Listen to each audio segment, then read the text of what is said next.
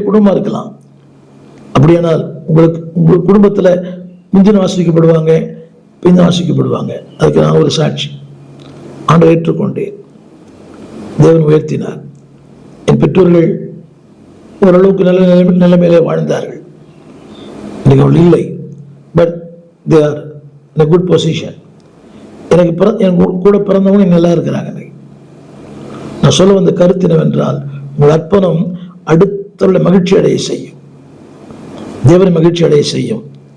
அது மட்டுமல்ல, நீங்கள் பண்ணுகிற தீர்மானம் பிள்ளைகள் மகிழ்ச்சி அடைய செய்யும். நீங்கள் பண்ணுகிற தீர்மானம் பெற்றோர் மகிழ்ச்சி அடைய செய்யும்.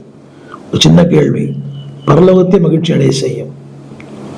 அப்போ உங்கள் தீர்மானம் எல்லாரும் துக்கம் அடையும். சரியான தவறான தீர்மானம் உங்களுக்கும் துக்கம். இன்னைக்கு தெரியாது, a day will come, a day will come.